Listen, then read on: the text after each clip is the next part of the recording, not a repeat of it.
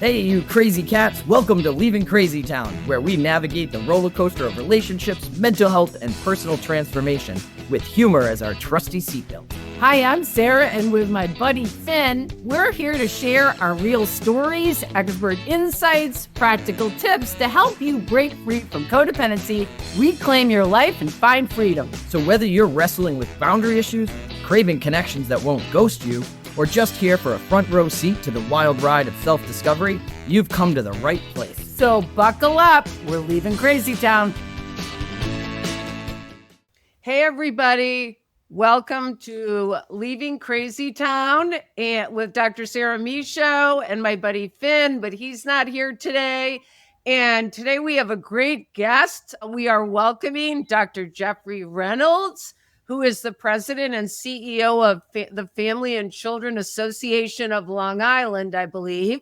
Yep. And he's been in the nonprofit business for over 30 years. He is also a two-time cancer survivor and and a triathlon person and has done an Ironman. And we're going to discuss all that, and has written a book called Every Mile Matters: Turning Triathlon Training into Cancer Triumph. And I just finished it a couple of days ago, and it was wonderful.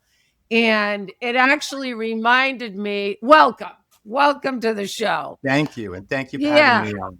Yeah, it's wonderful to meet you. And actually, when I was reading your book, have you ever read any of Rich Roll's book about Rich Roll is a podcaster, and he did there's something, I think it was like 5 Ironmans in 5 days, or it was some crazy thing he did.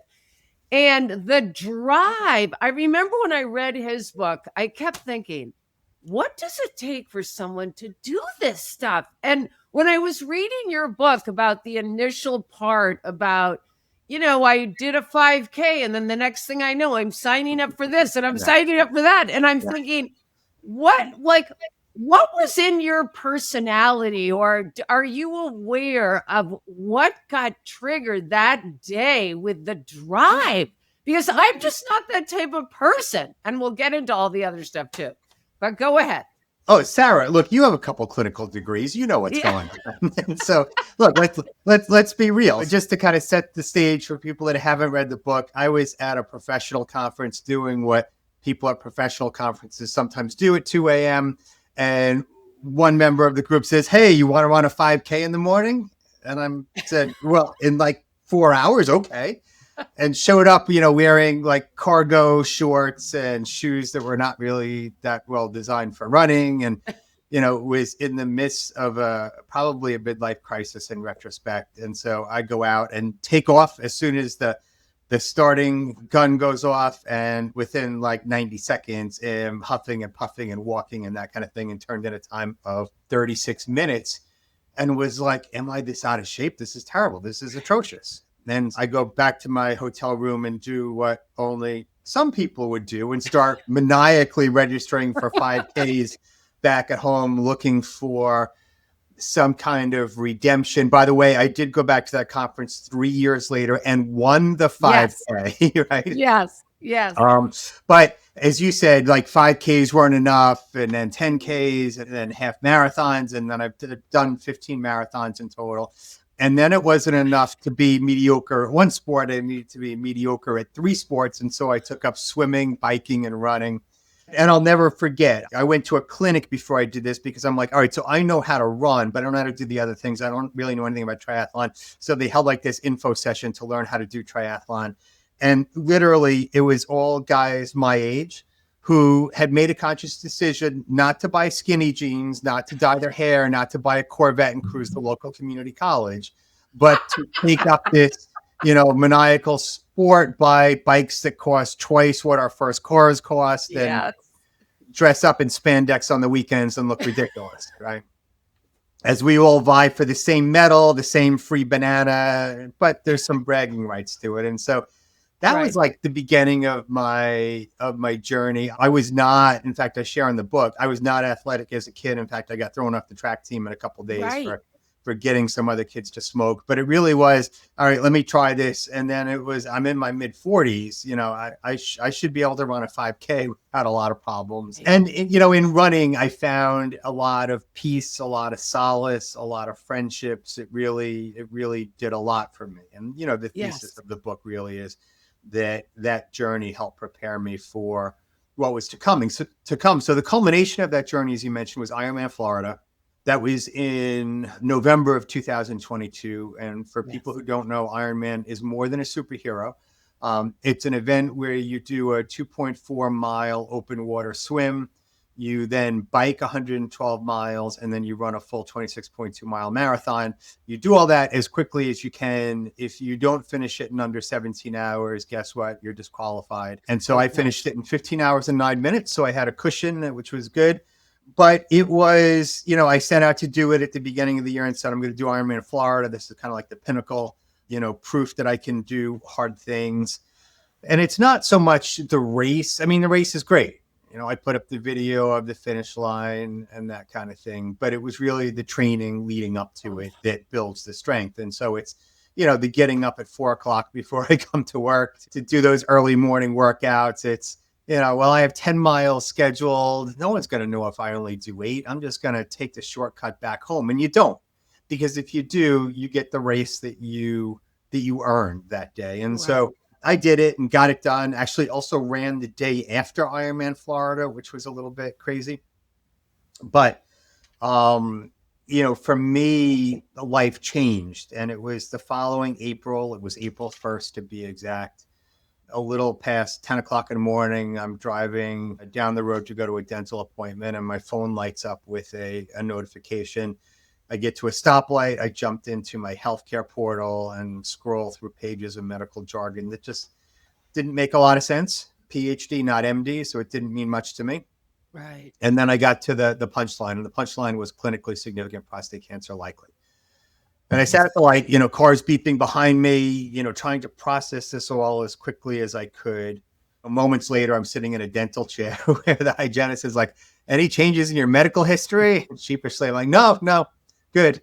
My cancer journey obviously didn't start that day. It started with a routine exam where my PSA levels were just slightly elevated. Doctor said, let's do some follow-up tests, check it out. I'm not that worried about it. Yeah, lo and behold, that was the verdict. And so one of the things that occurred to me as I was navigating this journey, and I think, I wrote in the book that I feel like I cycled through all the stages of grief like 5 times at that stoplight. Like, this has to be a mistake. This can't be true. It's April Fool's Day. Is this some kind of joke? Right. But one of the things that I was able to draw on it, and it hit me very quickly, I'm like, how could I be sick, right? I'm in the best shape of my life. I'm in better shape than most of the population. I just did Ironman Florida. I just did Ironman Florida. So I did Ironman Florida with cancer. So I could do this. I could do hard things.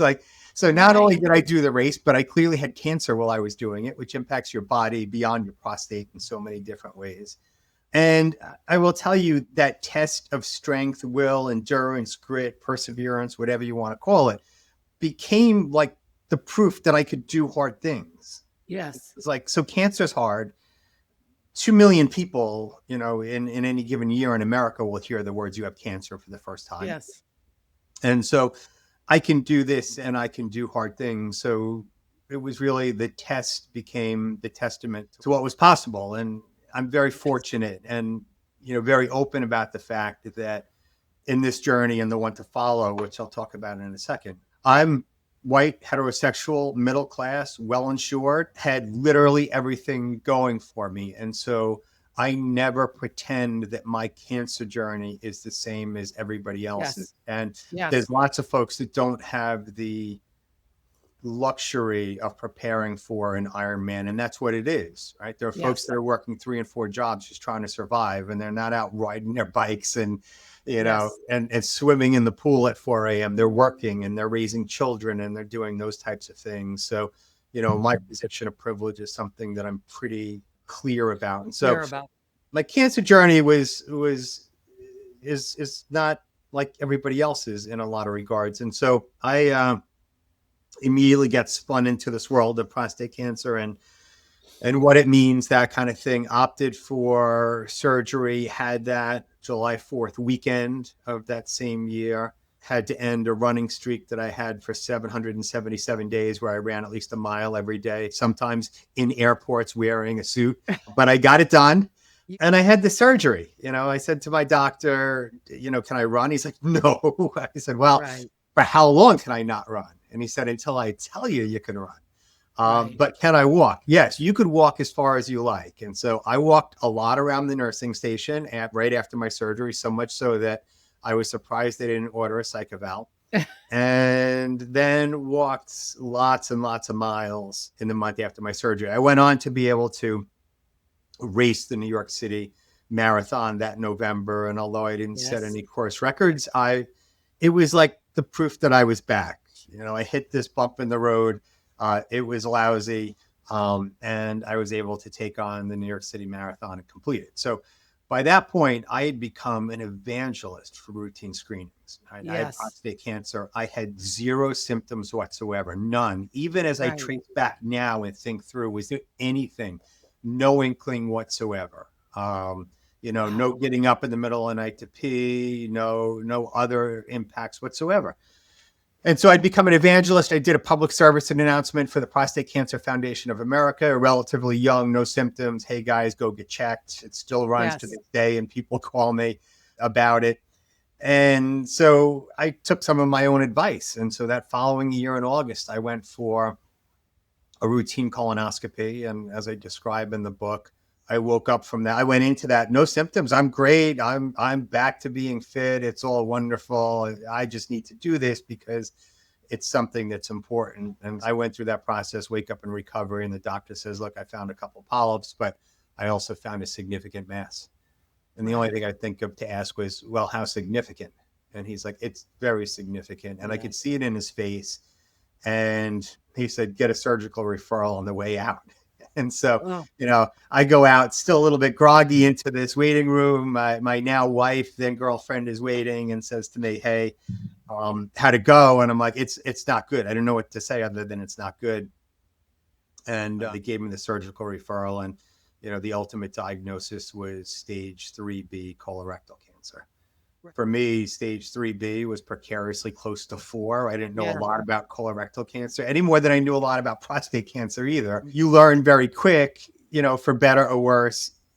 I Googled every single term in my medical chart. The upside and the downside of increased medical record transparency is that you see everything. And so I got that reassurance that I was oriented ×3 every time I left a doctor's appointment, but also had to Google all the different terms and that kind of thing. I went through, I agreed to be part of a clinical trial. They offered me, access to this trial. I didn't know which group I would be in. And one group was the standard group that got 2 chemo drugs. The other group would get a more aggressive dose of chemo. I wanted to be in that group so badly, and I did land in that group. And so I was pretty happy about that. When people said to me, how are you sick? Aren't you an Ironman or something like that? I always say, yeah, but fitness isn't the same as health. They're two very different things. And that in treatment was where I found the benefits to being in good shape. Because if I were, 75 and heavy and not in good health, then that clinical trial wouldn't have been available to me because the chemo dose is too heavy. But because I was in good physical shape going into it, emotionally, I was fine with it. One of the stories I tell in the book is, when I went in to see one of the doctors for the first time, he started showing me these meditation videos and visualizing my tumor. And I'm like, hold up, you got the wrong guy. That toxic chemo that people worry about, I actually want that, right? And so get rid of it, take it out, make the cancer go away. I know there's side effects. I know a little bit about this now because I've spoken to Dr. Google. I want the most powerful stuff that you have. And so I went through 27 rounds of radiation and 35 rounds of chemo. About midway through, they said, hey, good news. It looks like your tumor is gone. Keep your fingers crossed. Let's, finish this thing and we'll go from there. And, at this point in time, I'm in a place that they call no evidence of disease. They don't use the term remission anymore. Got They it. call it. It's a little bit more guarded. It's no evidence of disease at this time. Interesting. I'm about 20 months out of my last treatment, and so I'm not at the point where anybody breathes a sigh of relief yet. No. I go for regular checkups every 3 months, but I'm back to racing. I did a 70.3 mile triathlon in September. In October, I joined with some members of the NYU land going team and raced up the steps of the Empire State Building, all 86 flights.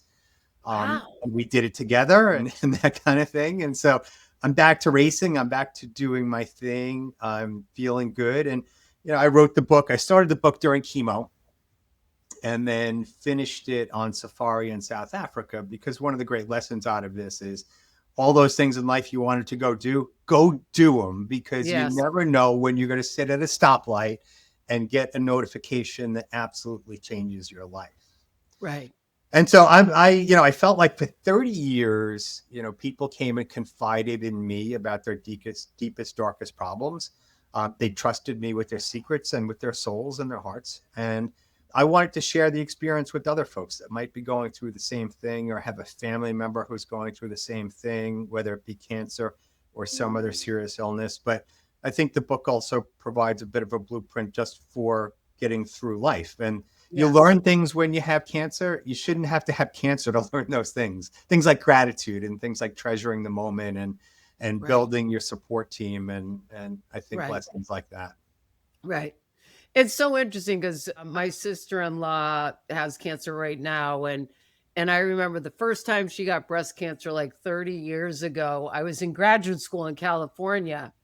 And I remember having this moment where everything became crystal clear. Like I had cancer later, but for her cancer, I remember thinking like having this, and I don't know if this happened to you, where like anything that's superfluous that really doesn't matter kind of goes to the wayside, and the world and what's important just gets crystal clear.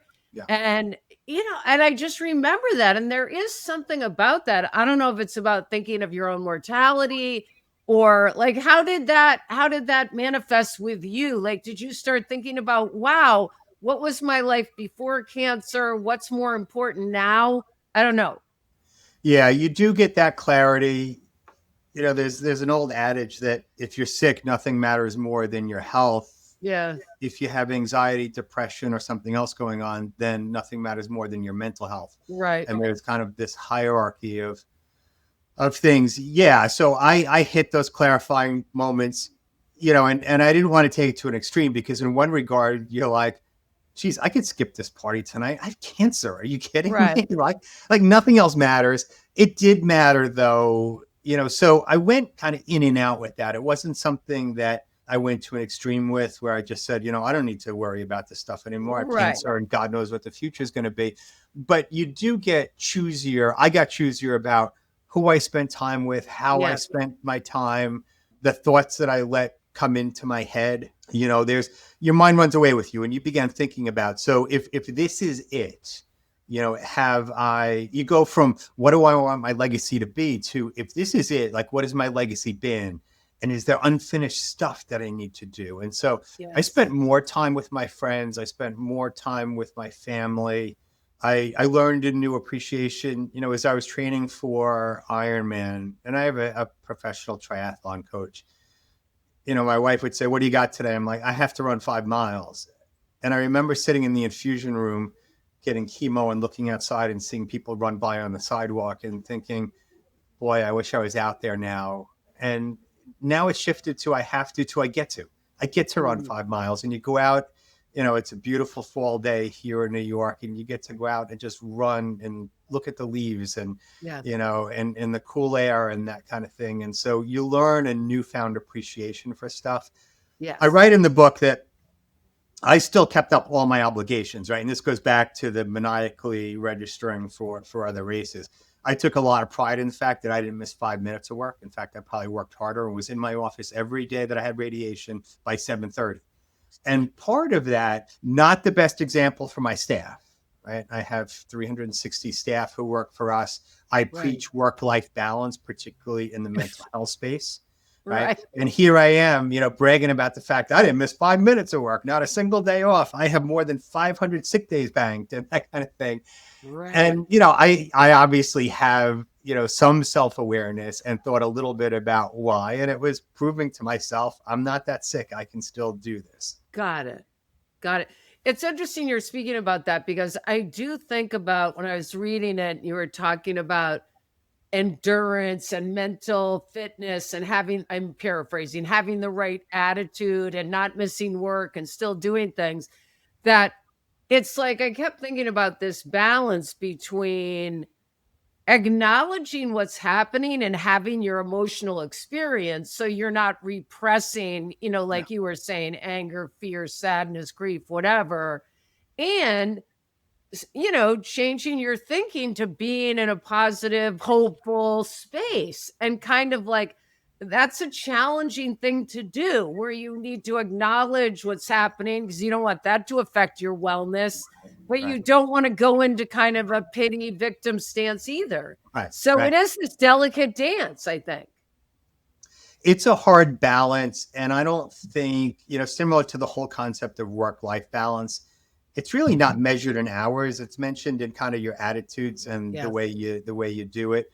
There were some, just as there are some dark moments in triathlons and in marathons, and I write about kind of mile 18 being the wall. There were some dark moments in treatment, and they don't disappear. They talk about no evidence of disease. Well, let me tell you, cancer leaves behind plenty of evidence, right? There's the lingering side effects of the treatment, but there's also a newfound awareness of your own mortality. And look, I'm younger. I wouldn't say I'm young, but I'm younger and had never contemplated like death before, just not in any real sense. Like you contemplate it and then you kind of push it aside and say, yeah, I'm good. It's not going to happen. Right. And so I was forced to kind of look at some of those things, and I was able to, it took some time, and the book was very helpful in doing that. So I thought a lot about whether or not to actually do the book, but I was writing about my experience anyway. And it helped me process some things. And so there's a chapter in the book about how cancer changes you spiritually.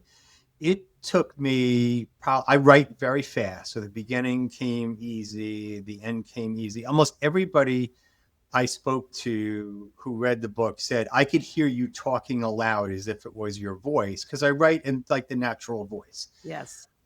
So that part came easy. The section on spirituality took me like 6 weeks. It took me 6 weeks to write 13 pages. And it drove me nuts. I'm like, because I love efficiency, right? And so it took me that long because I had so many things to work out. And there were points along the way where I said to myself, I just have to get the book done. Nobody knows the chapter is actually going to be in there. And so I can just leave it out. And I'll work through these issues another time, not as part of the book.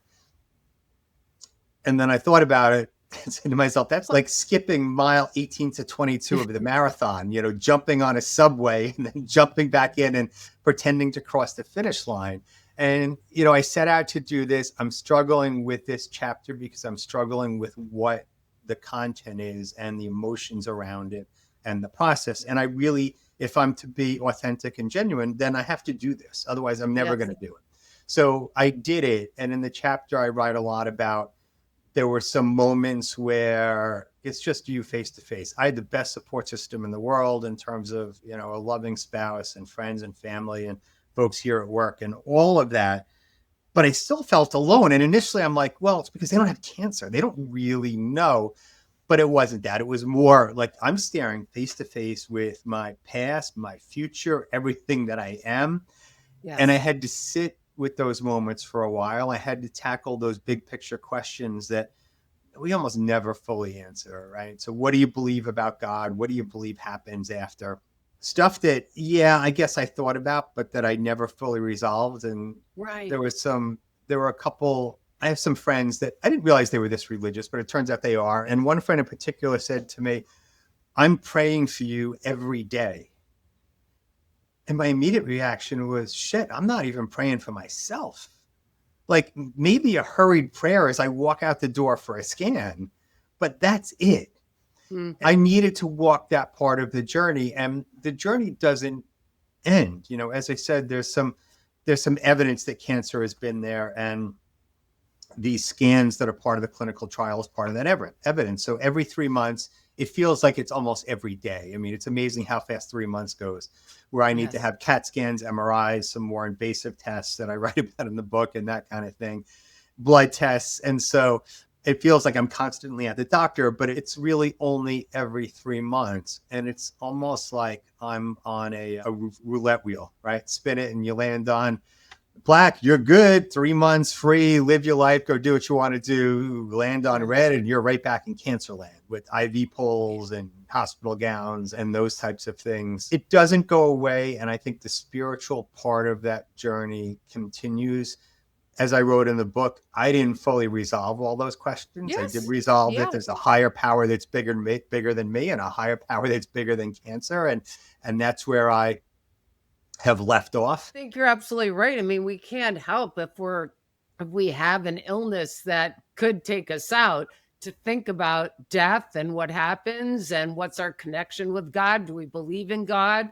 I mean, all of that stuff. I mean, it's interesting that you use the word higher power too, because of course I've been in sobriety for over 40 years, and that's what we use in AA. Yeah. There is something comforting about deciding for yourself what your own version of that is. It doesn't have to be, the stereotypical Christian God. It's whatever, I feel so whatever you feel nurtured by, supported by, what's helpful. I mean, it's really about what's helpful during this journey, right? I mean, yeah.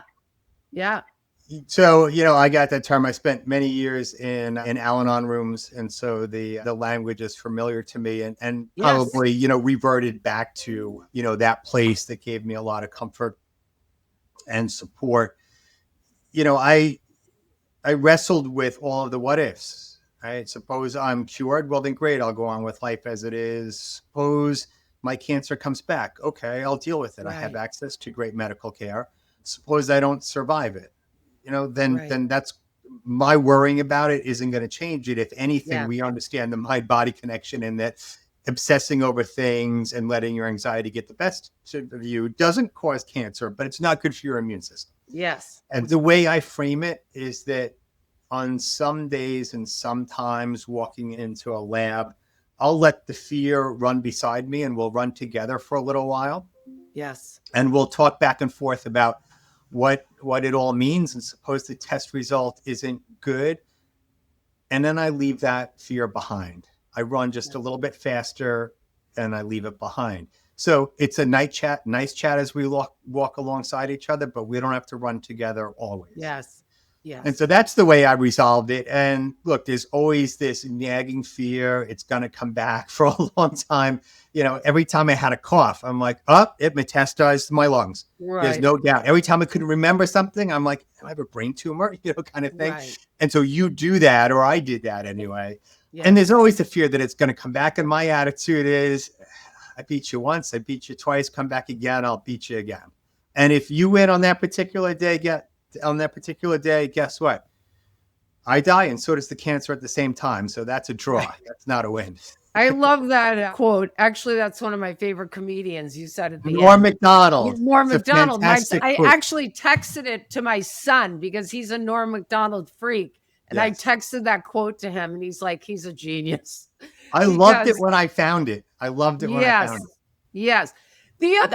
I know we don't have tons of time, but I wanted to ask you a couple of things. One thing that you were talking about a while ago that I wanted to talk about also is this idea of, and I'm similar to this, when you're in a helping profession, it's much easier to have people need me than me need other people. And so that whole idea of when you get sick and confronting kind of how do I ask for help and how uncomfortable that can be. And the other thing kind of with that is how it was really moving when you talked about male friendships and vulnerability, and that it can create this new level of intimacy, because I think male friendships can be tricky. The whole stereotype about guys get together and do activities. They don't my boyfriend, I get together with him. How was so-and-so? And he's like, I don't know. They don't ask the same questions that women do typically. And so how did that shift or change, and was that rewarding? Or I know that's a lot of questions in one, but. Yeah, but I think the theme is the same, and there's no way I'm going to talk about vulnerability without invoking Brene Brown, because Yes, as I mentioned her in the book a lot, and I've listened to yes, all of her podcasts. I've read all the books probably more than once. I think she's fantastic. My wife went with me to every single medical appointment except for maybe a couple, and there's one where they were fitting me for what's called fit you for the radiation, and they make a mold for your legs, and they put little tattoos on you so they know where to shoot the laser beams when you go. But they have you come in and they put you in the machine, they situate you, that kind of thing. And I went by myself. You walk into this room and it's ice cold. It's very sterile. There's a big white machine, and it freaked me out a little bit. I don't have claustrophobia, and generally I don't have an issue with medical procedures, but the entire thing just freaked me out. And it was both the psychological as well as just the setting. And I caught the nurse's eye, and it was almost like in a split second, she picked up on the fact that I was in a lousy kind of place, and just did all the right things to reassure me, support me, and that kind of thing. And so it was tough, being in that position, being reliant on doctors who may or may not call me back. They always did. It was tough, basically subjecting myself to the healthcare delivery system that for, many years I've raised questions about, and insurance companies and everything along those lines. And so it was tough being the receiver of services versus the guy that had all the answers. And so it was humbling in many, many regards, but taught me a new appreciation for what it's like to need to go and ask for help, to say, I have this thing. I'm not sure what's going to happen. Can you help me? And to a person, everybody that was part of my care and still is, was so kind and generous with their time and love and care. And I developed a whole new appreciation for nurses that deal with patients who, were not as kind as I was. I like to think. I was, one of the ways I got through treatment is I became kind of the jokester. And so they would put an IV in and I would pretend to pass out. They'd be like, "Are you okay? Are you okay?" I'm like, "Yeah, I'm fine. I'm only messing with you." When they asked my name and date of birth, as they did hundreds of times, I would give my oncologist name. And I tried to keep it light. And that was my coping mechanism, but also a way of kind of bringing some joy to them. That same vulnerability, happened with my male friends. I have a circle of a few close male friends who I've been friends with for 35 years. And I write in the book about how all of them started saying, "I love you."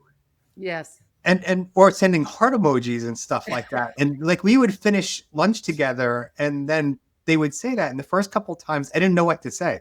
So I didn't say anything. I'm like, "Cool, I'll see you soon," right? And just kind of this awkward kind of thing. And it wasn't like the drunken black backslapping, "I love you, man," kind of thing. It was like genuine, heartfelt, "I love you." Yes. And so it threw me. And I'd get back into the car and be like, "So why does this throw me? Like, I'm progressive and stuff. I don't think, they love me in that kind of way." And once I resolved that, then I was on to, "Oh, so they must think I'm going to die." Like this was like, they think this was our last lunch, that if I don't say it, he's going to die and I'll never be able to say these words to him.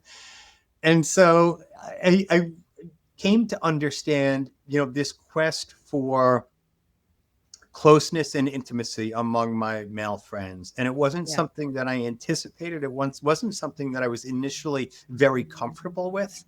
And, as I played it back in my mind, I'm like, geez, I've said "I love you" to literally thousands of women. Most times I didn't even mean it. Right. And so why is this such a thing?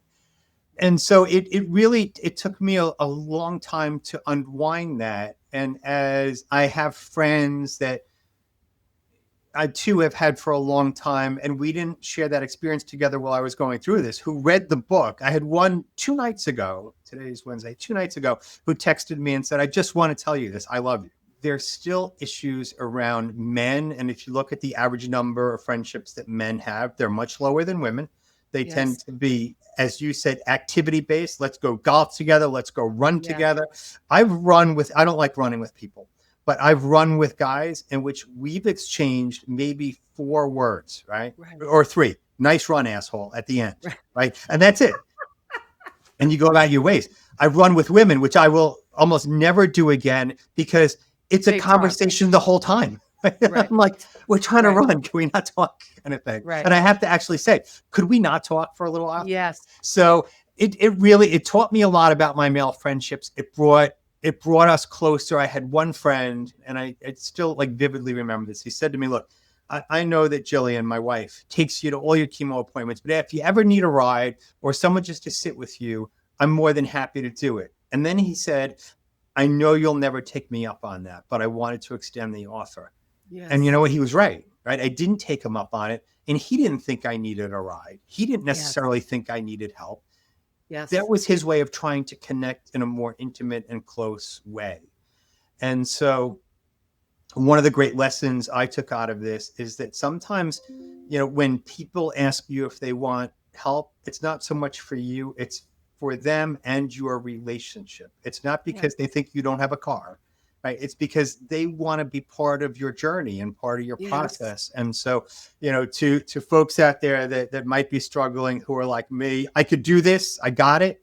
Letting people in really gives a gift to them. So if you're not going to let them in for you, let them in for them and let them in for the sake of the relationship. You know what I loved when you talked about the different sayings you said, the things that were really helpful to someone with cancer and the things that weren't. You know what I mean? Because I think it's so true. It's like with my closest friend whose wife died. He said, people say the craziest stuff, and they think it's helpful, but it's not helpful at all. Like they start sharing about their own situation. And it's like, you don't want to hear about that right away. You're going through your own stuff. So that I thought was really helpful. And also all these ways you talked about rest, I think were huge because I'm a big advocate of resting. And the whole thing you said, physical rest, emotional rest, mental rest, social rest, spiritual rest, sensory rest. I thought all those distinctions were really helpful also because in fact, I know we got to wrap up. I don't want to take all your time, but I had breast cancer in 2017 and I had a different experience with you in the sense that I had this moment where I realized I would rather be going to radiation than to work. And it was this moment where I went, wow, maybe it's time to change things up. Mm-hmm. So to me, it was this real wake up call to, wow, I'm really burnt out. I need to switch gears. And so I did the opposite. I ended up leaving that position. And so what do you did you think you needed to change anything before and after when you went through this experience? Was there anything you thought, wow, I got to really let go of and stop doing X or not? It sounds like you doubled down on keeping things the same almost. I did, but I will say I learned the importance of being more present. Yes. I thought more about the things that I remembered that stuck out in life. I thought more about creating memories with my kids, for example, that were going to be important. You think a lot about, I think for me, it was legacy, right? So, eventually something's going to happen to all of us, for you and I. Yesterday wasn't that day. Today probably isn't going to be that day. Yep. And so what memories can we create that will outlast us? For me, my work in the not-for-profit space, I think a lot about legacy and beyond the legacy of my family.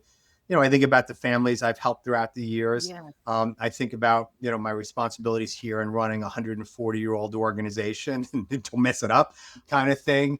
And so, it forced me to double down, but it also created more presence and groundedness in me. And so I feel like the work became a little bit more intentional, less kind of frenetic in nature and trying to prove something, and more just quiet resolve in that I'm going to get up every day and make the difference in the world that I, to the extent that I can. I'm going to live my life in a way where I can lay my head on the pillow at night. And so not dramatic changes, but just a shift in the manner in which I did those things. Yes. Brilliant. Yes. I love the quote too you had about vulnerability. It was something about Like vulnerability is great as long as it's not mine or something like that. That's so great. Anyway, so we can wrap up. I know you've got to get to work. And is there anything you want to say last? I'm going to just say a quote. You said, my cancer was to transform, create a better life. I had renewed gratitude, courage, humility, strength, and resolve. And I thought that was a great quote too. So is there anything you want to say, or how can people find your book, etc.? Sure. The book is available where you buy books. So that includes Amazon, Barnes & Noble, all the major booksellers. But also I have a website for the book. It's everymilematters.com. Yes. I have my own website. Predictably, it's jeffreyreynolds.com. One of the most beautiful things that's come out of this, Sarah, has been the number of folks who are newly diagnosed or have a family member who's been newly diagnosed who will say to me, I read the book and this was helpful. And I just have one other question. Could you email me back, or could we talk on the phone? And that's happened lots of times since the book was out. And I enjoy hearing other people's stories, even if they're stories of struggle. And I love being able to help folks that are walking this road and maybe, are a few steps beyond or behind where I was, a couple months ago. And so really nice to be able to help share the journey in a way that makes it hopefully a little bit easier for other folks. So if you're out there and struggling in any way, shape, or form, and I can be helpful to you, by all means, find me online. I'm on all social media platforms. Google me or go to everymilematters.com. Beautiful. Thank you so much for sharing your journey. Thanks for listening to Leaving CrazyTown. We hope today's episode offered you valuable insights and tools to help navigate your relationship. If you found our discussion helpful, please rate, review, and subscribe to our podcast. And share it with a friend. Misery loves company, right? Stay connected with us on social media and visit our website for additional resources and updates on future episodes. Until next time, remember that breaking free from codependency is a journey, and we're here to help you every step of the way. And hey, if all else fails, at least you'll have a few laughs. So buckle up. We're leaving CrazyTown.